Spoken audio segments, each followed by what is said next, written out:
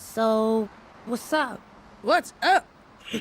Struggle is up, brother. Oppression is up, brother. Salami, eggs, and bacon. My name is Dewey. Oh, ba ba ba. Ooh, mama say, mama sa, mama kusa. Jenkins. Nigga, what?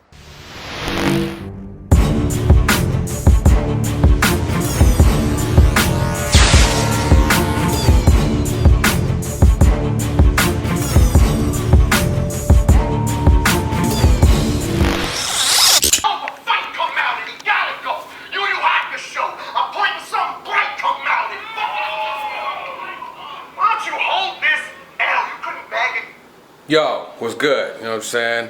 What's poppin'? Welcome to another episode of that deep shit where we connect the dots. And on today's episode, we're gonna talk about something that's really, really important. You know what I'm saying?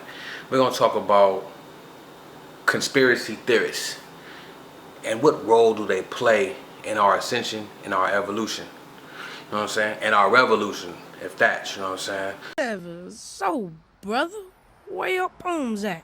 How you gonna call yourself a revolutionary and you ain't got no poems?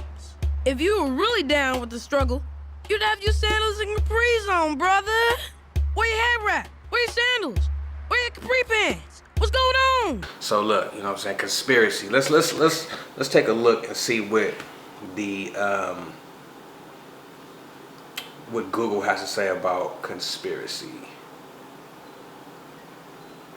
or the definition of conspiracy. According to Webster, Merriam-Webster Dictionary, conspiracy means the act of conspiring together, an agreement amongst conspirators, or uncovering a conspiracy. According to Wiki, a conspiracy, as far as law is concerned, is an agreement between two or more persons to commit a crime in some time in the future. What it seems like conspiracy means is when two or more people come together with one common goal. That is what conspiracy means. Now, let's take a look and see what theory means, or theorist, okay?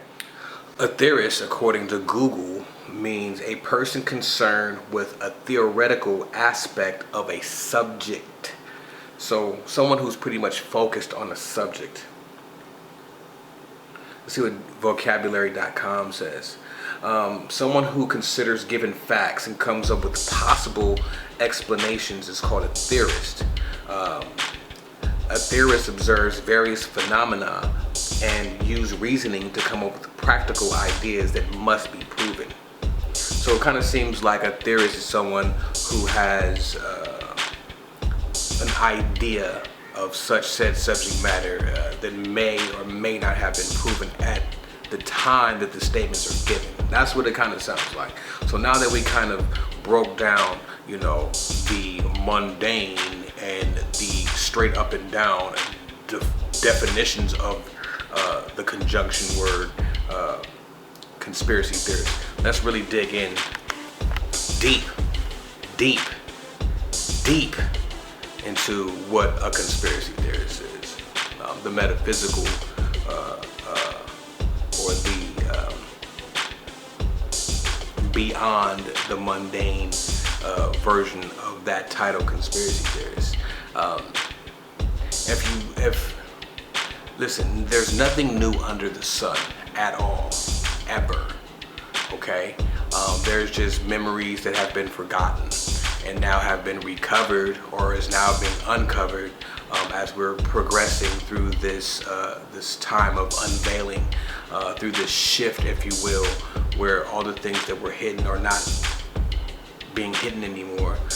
And then when it comes to people's main sources of information, i.e. the internet, right? You got to understand that the internet is controlled. As much as of a wild west free range place that we think the internet is, trust me, the internet is controlled. In fact, the internet that we use is the simple public internet. There are many different tiers of the internet, some of which we will never ever have access to. This is when you start getting into the dark web and the deep web, and then there's even tiers that are beyond that we will never have access to, speeds of transferring data and information that we will never have access to. So that's very important to keep in mind as we go on with this video. Now, when it comes to conspiracy theories, you know, sometimes what I've noticed as of recently is that things are getting out of hand because of the distrust that society is gaining for our sources of information, the news, educational systems, government, things of that nature. So people are just starting to understand that the things that we've been taught may not necessarily be the truths, and that's quite understandable. Now, where it becomes dangerous is now we open the door for anyone to say anything, to explain anything, and if you don't do diligent fact checking and you just go with the first thing someone throws out there, you may be running the risk of becoming brainwashed very, very easily. You know, because the news ain't shit, fake news ain't shit, Google damn near ain't shit, you know what I'm saying? So, you know, you have to have a certain source of common sense to kind of kick in to help your spirit and help your soul ascend. All right. So when we look at people that we kind of feel may be giving you some facts, I like to call it people who sprinkle sugar on shit. No matter how much sugar you put on some shit, it's still shit. Okay? So a lot of times these conspiracy theorists will say some facts that are true, but they won't disclose all of the information. One of the main culprits of this is David Icke. Okay, if you look at David Icke and the information that he brings, it's like, okay, he'll tell you that reptilians are, you know, a group of white people who can shapeshift and, you know, do all kind of mystical, magical things. When I don't think that's the truth. And my whole thing is this: if David Icke brings that kind of information, then he knows a little bit more than that. There's no way that you know about shapeshifters and reptilians and you really think that it's just white people in England who are doing that, if at all, because they're not the real reptilians. The real reptilians, if you did any type of research, would be the Nagas. And we all know that the Nagas are melanated. So, like I said, you'll have these people who will give you some facts of truths, but won't tell you all the truths.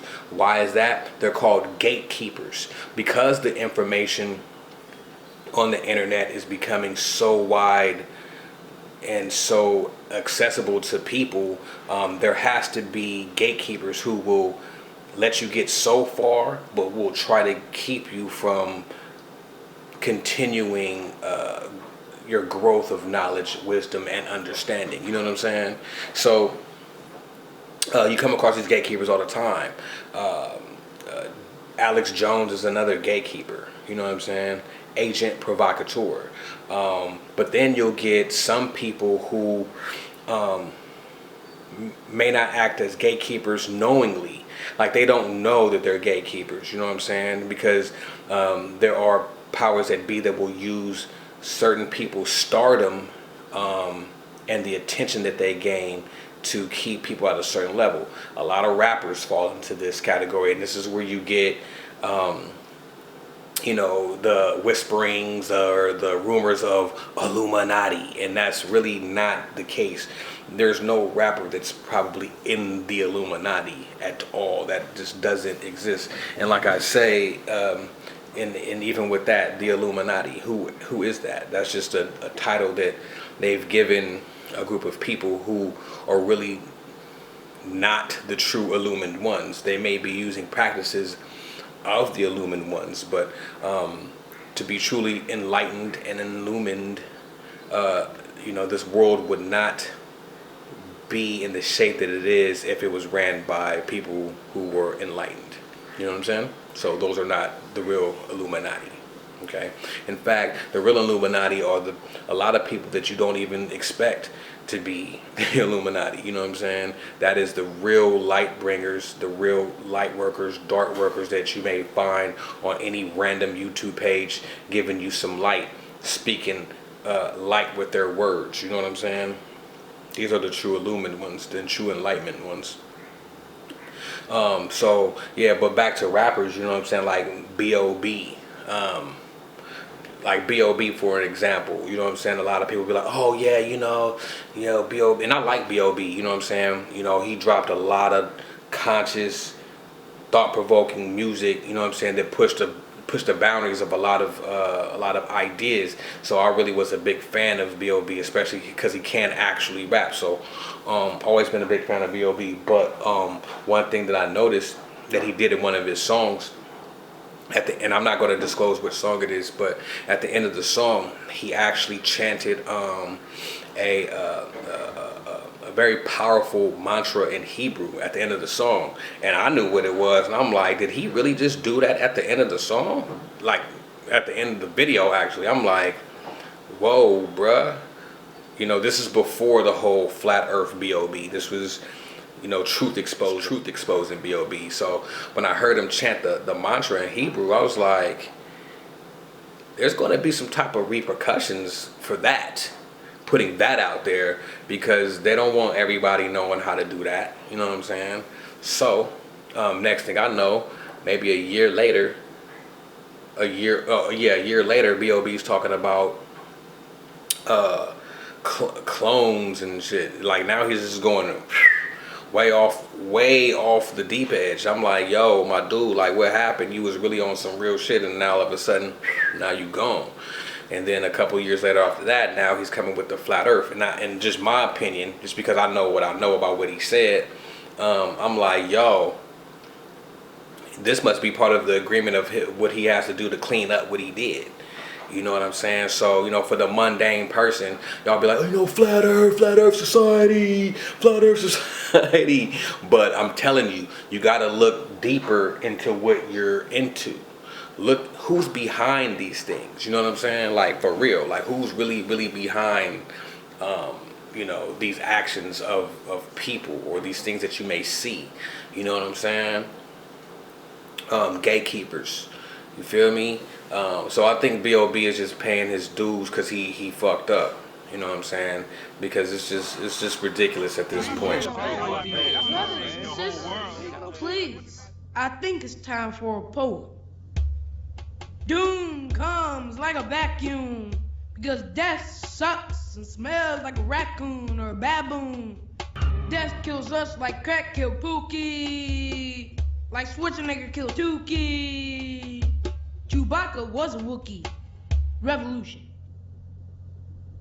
Boo!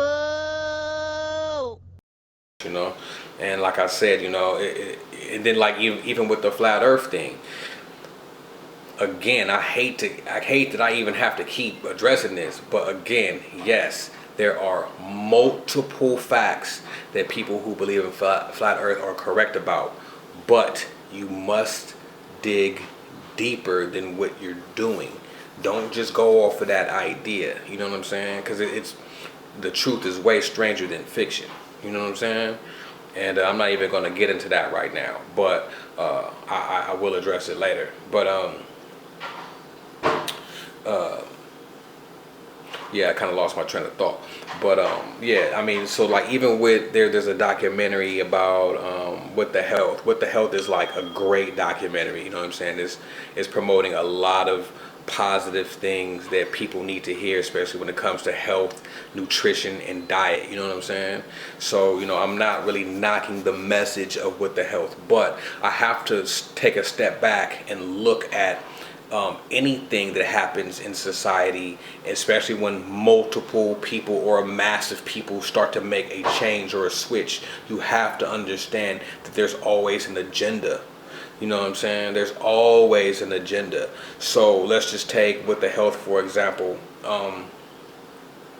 One thing that I noticed in that video, What the Health, is that the dude would call on the phone and talk to these high profile companies, heart associations and things like that, and start to talk to someone and be like, hey, did you know that meat causes this, that, and the third? And the person's like, oh, well, I don't know. I don't want to talk on the phone anymore. Dude, I don't think that you're talking to a higher up in a company about this on the phone. You're probably talking to a receptionist. But since I do edit film and I do a lot of creative works, I understand when you're putting things in certain places and what that does to the psyche. I understand that, you know what I'm saying? So when I see it, I'm like, that was purposely put there in a certain type of rhythm during a film, you know what I'm saying? So I'm like, yo, that wasn't cool, you know what I'm saying? That wasn't cool. Like I said, the message is fine, but there's certain things that wasn't cool. Like, you know, that the documentary was set up to look like, you know, something that was grassroots, and, you know, like a guy and maybe 2 or 3 people who was his crew going around doing these impromptu interviews or whatever the case may be. But if you look at the film, that was well produced. That was big money behind that. And another thing, when they went to go talk to people in their offices, you gotta remember who he's talking to. I'm talking about the documentary With the Health, if you don't know what I'm talking about. But he's talking to powerful organizations. And if you're in the middle of an interview and you work for a powerful organization and you cut the interview for whatever reason it is, you're not going to want that information to get out, no matter what kind of disclosure agreement that you've signed or clause or whatever you signed. These are powerful companies with big time lawyers, with big money. So if they don't want something to get out, it's not going to be out. If it's going to hurt business across the nation about meat and heart and all that, I mean, the pharmaceutical game has been around for a long time, you know what I'm saying? They're not going to let that get out. That's one thing I noticed. 2, even if they did sign a clause that that didn't allow them, you know what I'm saying, or they couldn't allow them to get out of that interview, that means that whoever produced With the Health has big time lawyers behind them too. So why is this grassroots film have all this power and money behind it? There's an agenda there. When you follow the money, that's all you have to do. Follow the money. Then you'll start to see who's who, especially when it comes to conspiracies, you know what I'm saying? So, one thing I liked about the film though, you know what I'm saying, I'm not just here to bash the film. I'm not even, well, I don't even know why I'm talking about it. I start talking about What the Hell. But I did like the film. I learned some shit, and but I started to follow the money and started to look at like, well, who's going to benefit from everybody eating vegetables? Like, that's a good thing. Who's going to benefit from that?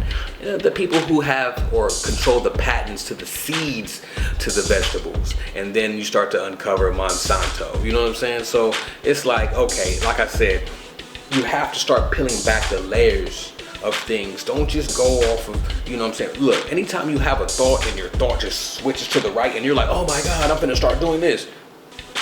Gotta remember, somebody planted a thought. And when anyone else plants a thought into your head, man, you have to go over a lot of things to make sure that you're doing the right thing, because that's how brainwashing works, you know what I'm saying?